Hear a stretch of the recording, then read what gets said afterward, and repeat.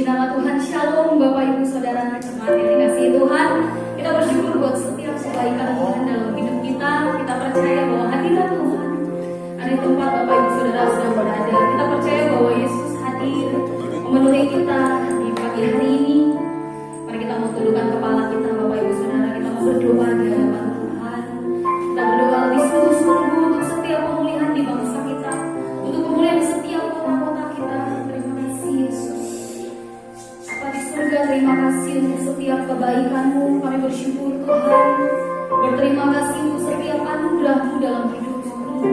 Izinkan kami boleh duduk manis Tuhan di dalam hadirat-Mu, di dalam tempat-Mu yang kudus, yang indah, yang penuh dengan kemuliaan Tuhan. Izinkan kami menyembah dengan sungguh-sungguh, menyenangkan hati-Mu. Mari Bapak Ibu Saudara, saya undang kita semua untuk menyembah Tuhan.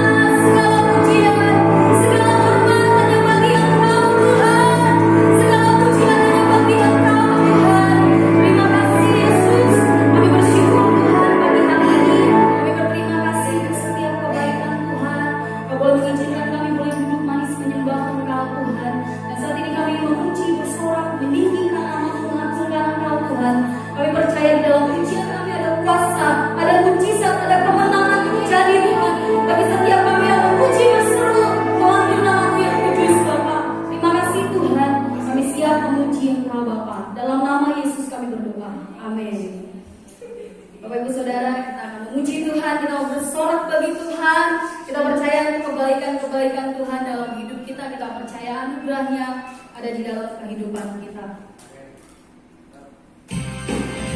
Tepuk tangan buat Tuhan Yesus. Kita percaya kebaikan Tuhan ada di tempat di mana kita berada. Kita percaya anugerahnya mengikuti kita. Haleluya.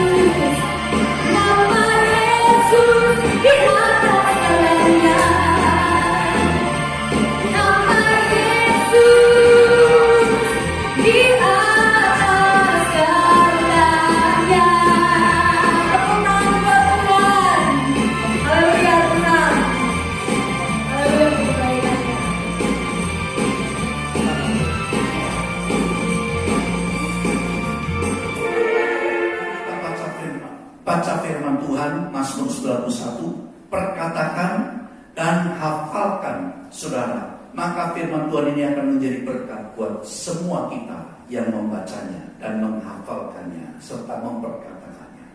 Mazmur 91 ayat 1 sampai 16. Demikian firman Tuhan berkata, dalam lindungan Allah, orang yang duduk dalam lindungan yang maha tinggi dan bermalam dalam naungan yang maha kuasa akan berkata kepada Tuhan, tempat perlindunganku dan kuku pertahananku, Allahku yang kupercayai. Sungguh dialah yang akan melepaskan engkau dari jerat penangkap burung, dari penyakit sampar yang busuk. Dengan kepaknya ia akan menudungi engkau, di bawah sayapnya engkau akan berlindung. Kesetiaannya ialah perisai dan pagar tembok. Engkau tahu takut terhadap kedahsyatan malam, terhadap panah yang terbang di waktu siang, terhadap penyakit sampar yang berjalan di dalam gelap, terhadap penyakit menular yang mengamuk di waktu petang. Walau 1000 orang rebah di sisimu dan 10.000 di sebelah kananmu, tetapi itu tidak akan menimpamu.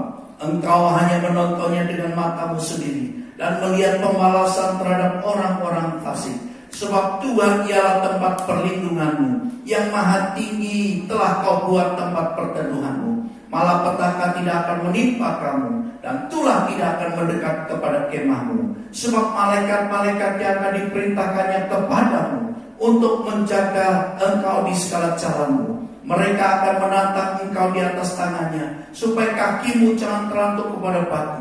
Singa dan ular tedung akan kau langkahi. Engkau akan menginjak anak singa dan ular naga. Sungguh hatinya melekat kepadaku, maka aku akan meluputkannya. Aku akan membentenginya, sebab ia mengenal namaku. Bila ia berseru kepadaku, aku akan menjawab. Aku akan menyertai dia dalam kesesakan. Aku akan meluputkannya dan memuliakannya. Dengan panjang umur akan kukenyangkan dia, dan akan kuperlihatkan kepadanya keselamatan yang daripadaku. Yang percaya, katakan bersama-sama. Bagi Bapak Ibu Saudara yang ingin memberikan persembahan atau memberikan perpuluhan bagi Tuhan, bisa berikan persembahan khususnya, persembahan dan lain-lainnya bisa melalui rekening GBI Cawa dan Kecampi di bawah ini. Kita masuk untuk kebenaran firman Tuhan. Mari siapkan hati kita, pikiran kita kepada Tuhan. Kita percaya bahwa Yesus akan memulihkan kita melalui firman-Nya, berkati kita melalui firman-Nya yang kudus. Mari siapkan hati kita. Kita percaya bahwa Tuhan setia, sangat setia dalam hidup kita. Terima kasih Yesus. Terima kasih Tuhan. Terima kasih Yesus. Ya Tuhan, terima kasih.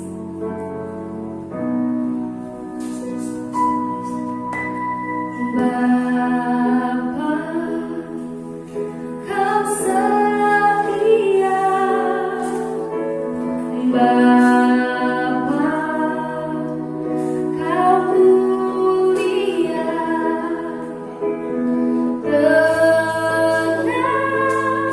Tenanglah jiwaku, aman bersamamu. Lebih dari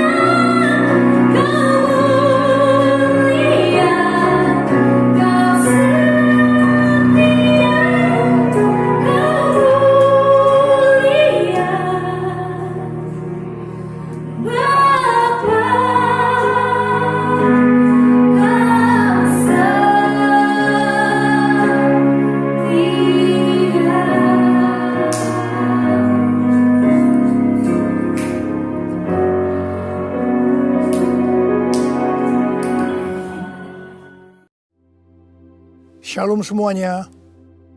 1 Korintus 3 ayat 16 berkata, "Tidak tahukah kamu bahwa kamu adalah bait Allah dan bahwa roh Allah diam di dalam kamu?" Pada saat kita bertobat dan percaya kepada Tuhan Yesus, maka Roh Kudus, Roh Allah masuk ke dalam hati kita. Kita adalah bait Allah. Mari kita katakan bersama-sama bahwa saya adalah bait Allah. 1, 2, 3.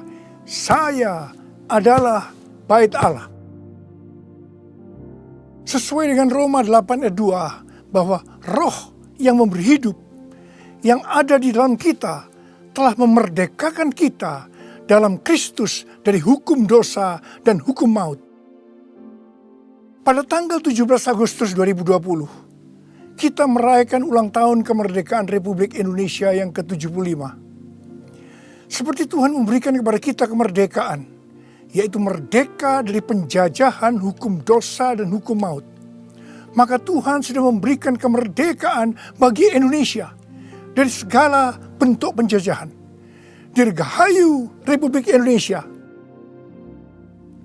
Dalam masa pandemi COVID-19 ini, kita harus melakukan seperti yang tertulis dalam Yeremia 29 ayat 7. Yaitu kita harus mengusahakan kesejahteraan negara di mana kita tinggal. Dan berdoa untuk negara kita kepada Tuhan. Sebab kesejahteraan negara Indonesia yang tercinta ini adalah kesejahteraan kita semua. Yang mau melakukan ini katakan amin. Kita sebagai bait Allah harus hidup dipimpin oleh Roh Kudus. Bukan hidup menurut daging. Roma 8 ayat 13 berkata, "Sebab jika kamu hidup menurut daging, kamu akan mati. Tetapi jika oleh roh kamu mematikan perbuatan-perbuatan tubuhmu, kamu akan hidup." Salah satu peran dari Roh Kudus dalam kehidupan kita adalah bahwa Roh Kudus akan mengurapi kita. Pengurapan yang berasal dari Roh Kudus ini yang akan mengajar kita dalam setiap pemikiran, keputusan, dan langkah yang harus diambil. Selain itu, peranan Roh Kudus juga memberikan kepada kita kuasa untuk menjadi saksi Yesus dalam menyelesaikan amanat agung. Di dalam era Pentakosta ketiga ini, untuk menyelesaikan amanat agung, Tuhan menyediakan pengurapan dan kuasa double portion kepada kita. Kita akan melakukan apa yang dilakukan oleh Tuhan Yesus pada waktu Dia ada di bumi ini. Bahkan hal-hal yang lebih besar.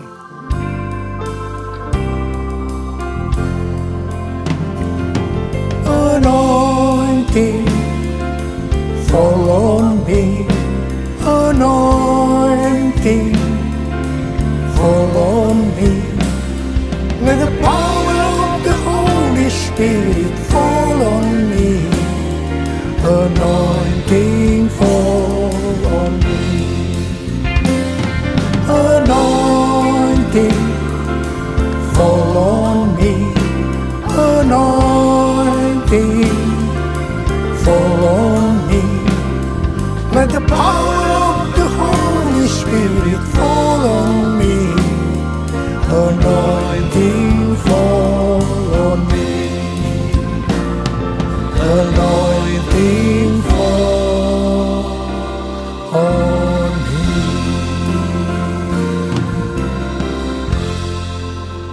Daud adalah seorang yang sangat mengasihi Allah. Daud merindukan untuk mendirikan bait Allah. Tetapi Tuhan tidak mengizinkan karena Daud seorang prajurit yang banyak menumpahkan darah. Tuhan mengatakan bahwa yang akan mendirikan bait Allah adalah Salomo anaknya. Meskipun demikian, Daudlah yang mempersiapkan segala sesuatunya untuk membangun bait Allah itu.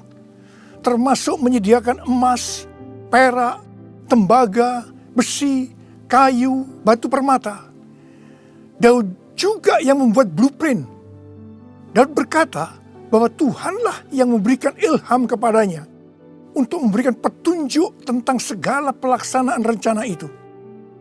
Secara pribadi, Daud juga mempersembahkan emas dan perak untuk pembangunan itu. pada waktu Daud menantang bangsa Israel untuk memberikan sumbangan untuk pembangunan bait Allah, dikatakan bangsa itu bersuka cita karena mereka memberi dengan rela dan tulus ikhlas. Demikian juga dengan Raja Daud, dia sangat bersuka cita untuk membangun bait Allah yang adalah tubuh kita ini. Syarat yang utama adalah mengasihi Tuhan. Karena kita mengasihi Tuhan, maka kita akan mempersiapkan segala sesuatunya untuk membangun tubuh kita sebagai bait Allah, yaitu membangun kerohanian kita. Salah satunya dengan memberikan persembahan secara materi kepada Tuhan dan kepada sesama. Memberi kepada Tuhan dan kepada sesama bukan hanya bagi orang-orang yang berkelimpahan secara materi, tetapi juga untuk orang yang berkekurangan.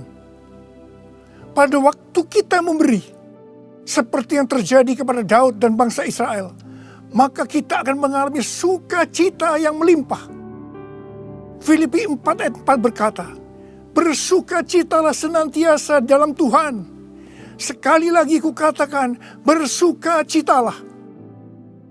Dalam masa pandemi COVID-19 ini, banyak orang yang kehilangan sukacita. Itu memang rencana iblis untuk menghancurkan kita. Tetapi Tuhan memberikan kunci untuk mengembalikan sukacita itu, yaitu dengan cara memberi.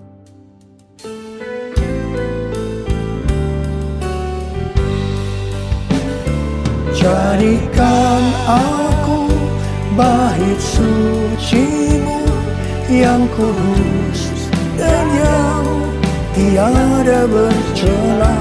Jadikan aku mezbah doa-Mu bagi keselamatan bangsaku, bagi keselamatan bangsaku.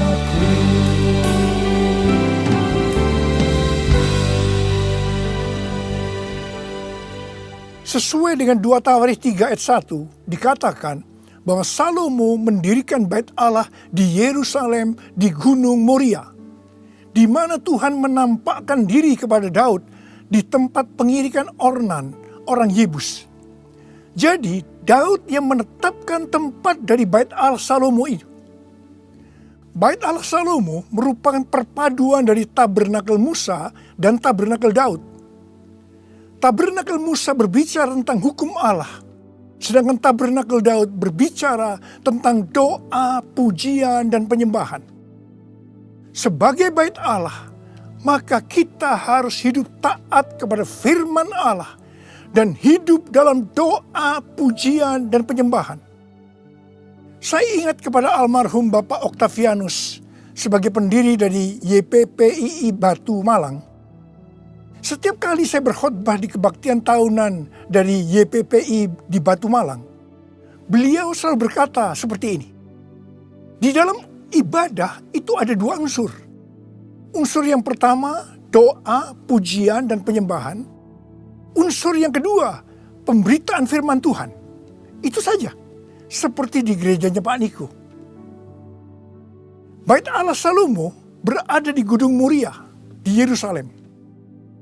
Gunung Moria adalah tempat di mana Daud disuruh Tuhan membuat mezbah bagi Tuhan dan mempersembahkan korban bakaran dan korban keselamatan. Setelah Daud melakukan itu, maka Tuhan mengabulkan doa Daud untuk negeri itu. Dan tulah penyakit sampar yang mengakibatkan 70.000 orang Israel mati berhenti menimpa orang Israel. Tuhan minta agar kita mempersembahkan korban kepada Tuhan, terutama di tengah-tengah pandemi ini, supaya doa kita dikabulkan Tuhan. Saya bersyukur kepada Tuhan, karena gereja-gereja di Indonesia pada saat pandemi COVID-19 mempersembahkan korban.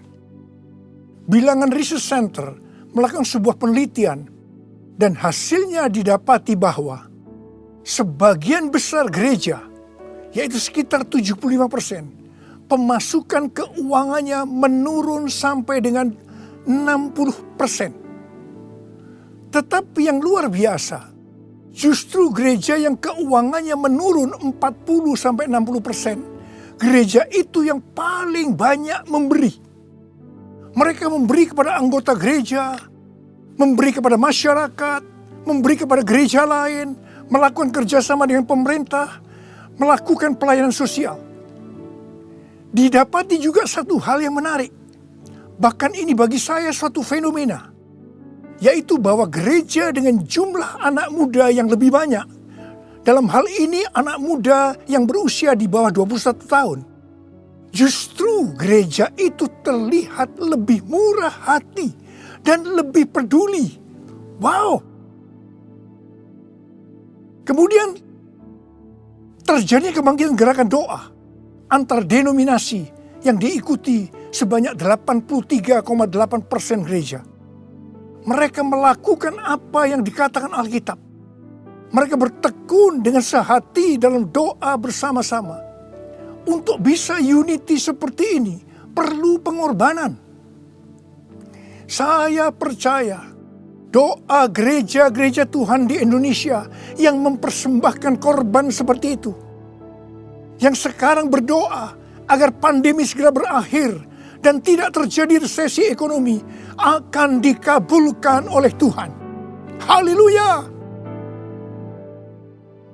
Gunung Moria juga adalah tempat di mana Tuhan meminta kepada Abraham untuk mempersembahkan Ishak sebagai korban bakaran. Saya percaya bagi Abraham hal ini pasti sulit untuk dimengerti.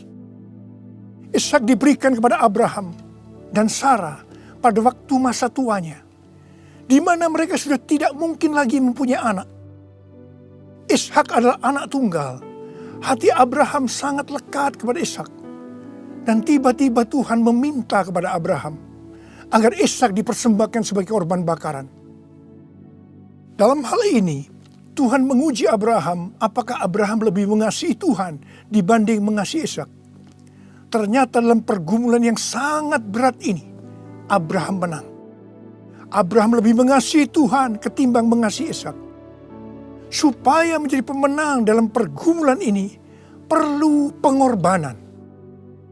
Setelah Abraham lulus dalam ujian ini, dia diberkati Tuhan berlimpah-limpah. Untuk menerima pengurapan dan kuasa double portion, Tuhan pasti akan menguji kita untuk melihat apakah kasih kita kepada Tuhan melebihi kasih kita kepada yang lainnya, termasuk keluarga, uang, harta, kedudukan, harga diri, dan lain-lainnya. Kita harus keluar sebagai pemenang. Dalam Roma 12 ayat 1, kita diminta untuk mempersembahkan tubuh ini sebagai persembahan korban yang hidup, kudus dan berkenan kepada Tuhan. Sebab itu adalah ibadah kita yang sejati. Untuk mempersembahkan tubuh ini sebagai persembahan yang hidup, artinya tidak mati secara rohani, tidak suam-suam kuku, kudus dan berkenan kepada Tuhan. Itu perlu pengorbanan. Tidak benar kalau ada orang yang mempunyai pengertian bahwa setelah kita lahir baru, kita bebas melakukan apa saja dengan alasan pasti Roh Kudus yang menuntun sehingga Bapa akan tersenyum. Tidak benar. Justru kita harus berusaha sungguh-sungguh untuk mempersembahkan tubuh ini sebagai persembahan yang hidup, kudus, dan berkenan kepada Tuhan. Untuk itu perlu pengorbanan.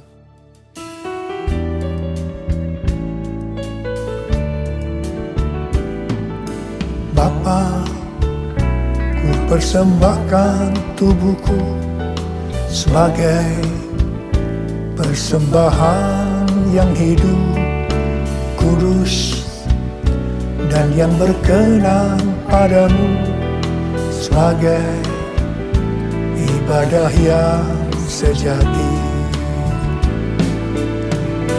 Ku sembahkan Tuhan, ku sembahkan Tuhan, ku serahkan hidupku kepadamu untuk kemuliaan nama-Mu, untuk kemuliaan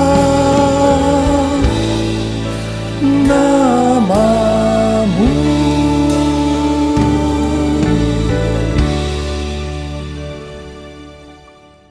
Pada awal tahun 2009, Tuhan berkata kepada saya dari Wahyu 3 ayat 11a, bahwa aku datang segera. Saya sudah sering mendengar kata-kata ini. Tetapi pada saat itu ada sesuatu yang lain. Saya gemetar. Dan saya berkata kepada Tuhan, Tuhan, apa yang akan Tuhan kerjakan?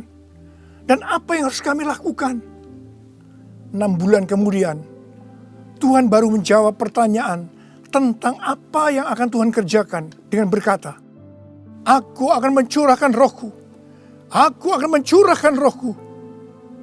Pada saat Roh Kudus dicurahkan, akan terjadi seperti yang terdapat dalam Yoel 2 ayat 28 sampai dengan 32. Ada 3 tanda yang akan terjadi. Tanda yang pertama, anak-anak, pemuda, dan orang tua akan dipakai Tuhan secara luar biasa. Katakan amin.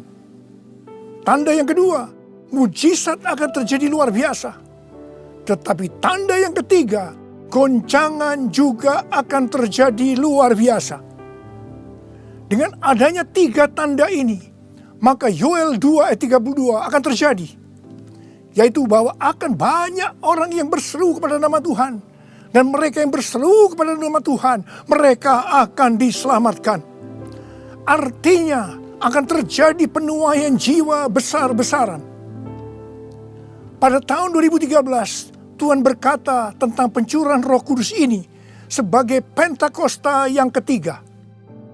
Ini sesuai dengan nubuatan William Seymour pada tahun 1909, yaitu kira-kira 100 tahun ke depan, yang berarti pada zaman now akan terjadi pencurahan Roh Kudus yang luar biasa, yang melebihi pencurahan Roh Kudus di Azusa Street.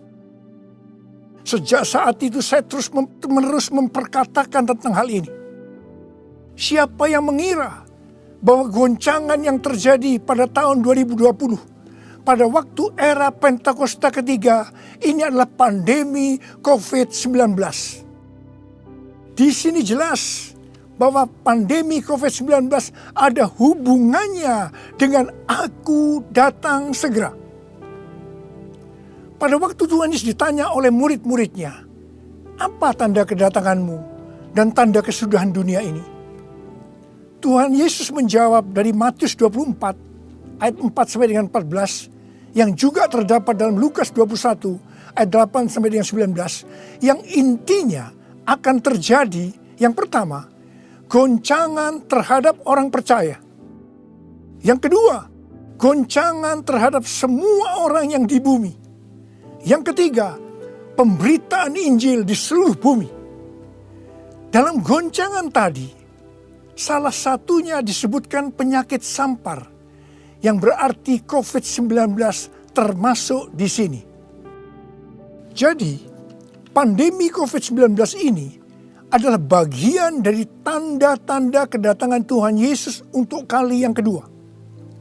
Yang perlu diingat adalah bahwa yang pertama, kita tidak mengatakan bahwa setelah pandemi ini Tuhan Yesus pasti datang kembali. Dalam hal ini kita tidak pernah tahu.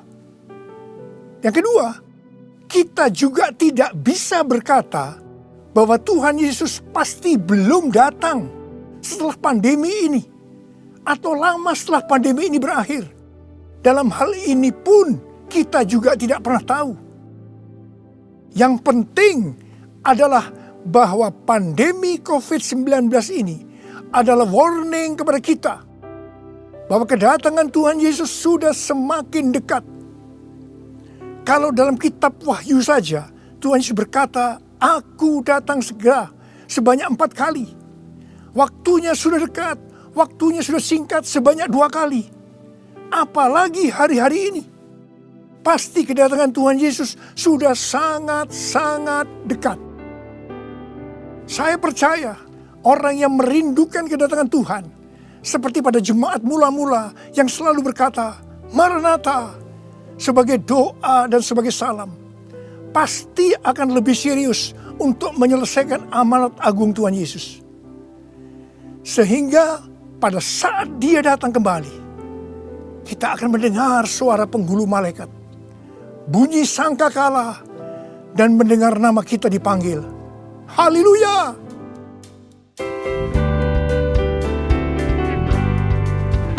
Kalau bunyi sangkakala, kalau bunyi sangkakala, kalau bunyi sangkakala, kalau namaku dipanggil ku ada, kalau namaku dipanggil ku ada.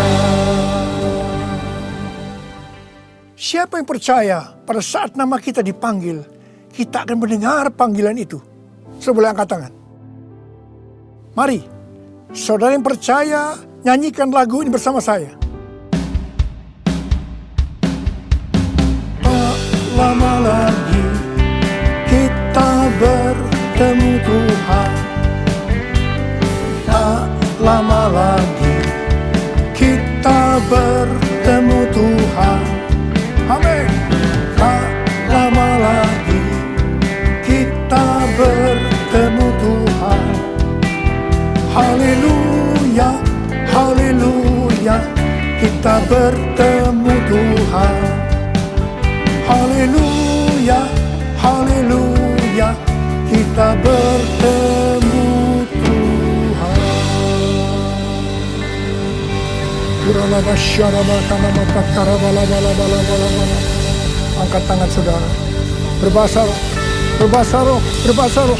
Kuriala bala bala bala bala bala bala bala bala bala bala. Oh dia bakana mayara la bala bala. Oh Yesus, Yesus. Tidak lama lagi kami akan bertemu dengan Kau Tuhan. Kau akan segera datang kali yang kedua. Biarlah kami boleh mempersiapkan diri Tuhan. Kami berdoa buat anak-anak-Mu semua Tuhan. Pakai kami hari-hari ini untuk menyelesaikan amanat agung Tuhan Yesus.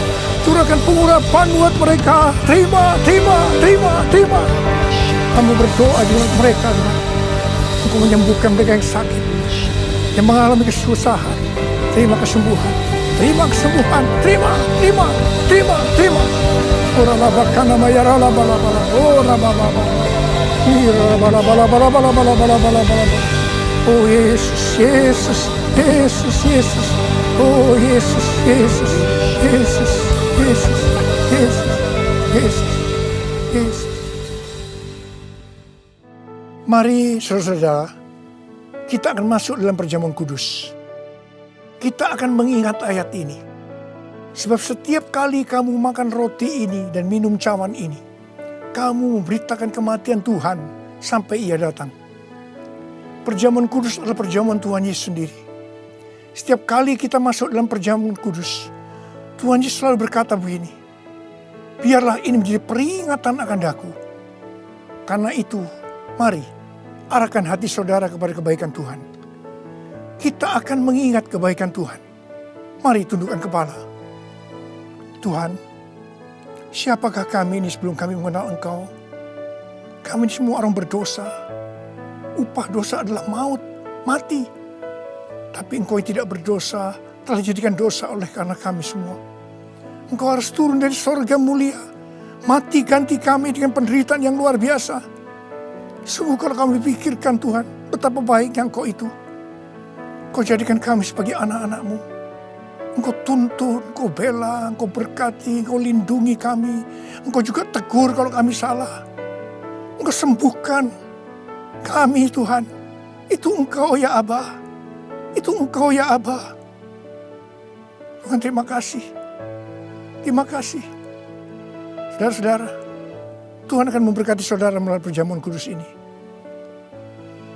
Tapi Tuhan mau kita makan dan minum perjamuan kudus dengan cara yang benar. Karena itu masing-masing. Sekarang introspeksi. Lihat keadaan dirimu masing-masing. Jangan menyimpan dosa. Kalau ada dosa yang Tuhan ingatkan saat ini, langsung minta ampun kepada Tuhan. Minta ampun, minta ampun. Ampuni saya Tuhan, ampuni saya, ampuni saya. Katakan demikian. Tuhan, Kau melihat anak-anak-Mu sedang meminta ampun kepadamu. Ampuni ya Tuhan. Ampuni ya Tuhan. Layakkan kami masuk dalam perjamuan kudus. Kami akan masuk dalam perjamuan kudus dengan hati yang penuh ucapan syukur. Dalam nama Yesus kami berdoa. Amin.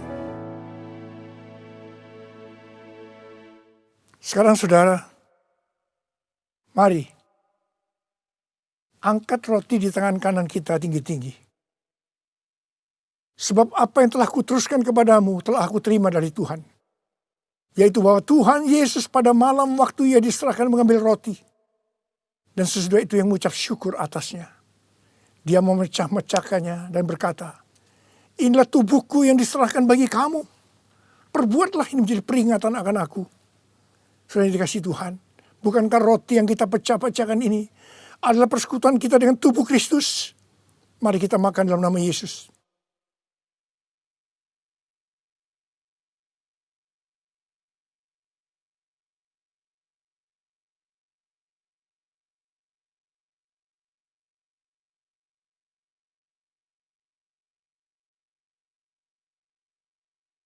Sekarang angkat cawan di tangan kanan saudara tinggi-tinggi. Demikian juga ia mengambil cawan sesudah makan lalu berkata, cawan ini adalah perjanjian baru yang dimeteraikan oleh darahku. Perbuatlah ini. Setiap kali kamu meminumnya menjadi peringatan akan aku. Saudara dikasih Tuhan, bukankah cawan pengucapan syukur yang atasnya kita ucapkan syukur adalah persekutuan kita dengan darah Yesus? Mari kita minum dalam nama Yesus.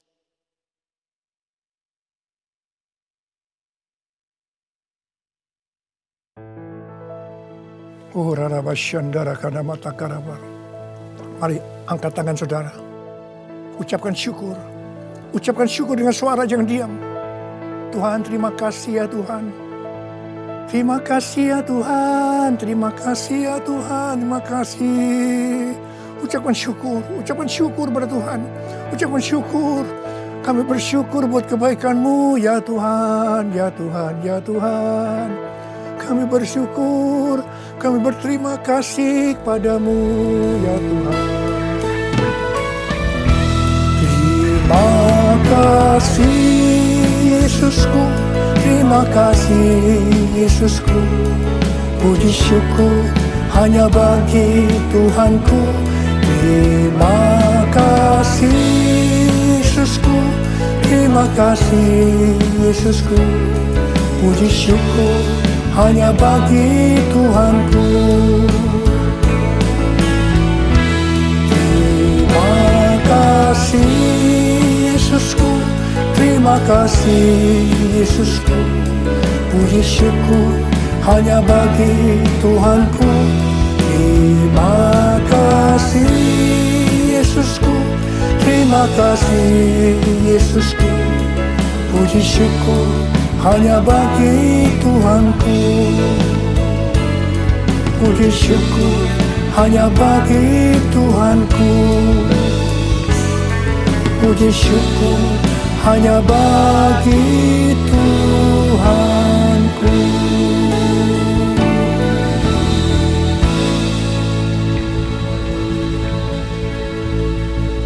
Terimalah berkat Tuhan. Kasih karunia yang berlimpah-limpah daripada Allah Bapa dalam anak yang tunggal Yesus Kristus. Persekutuan yang manis dengan Roh Kudus menyertai saudara sekalian mulai hari ini sampai Yesus datang menjemput kita di awan-awan dan bahkan sampai selama-lamanya. Yang percaya bersama-sama katakan amin.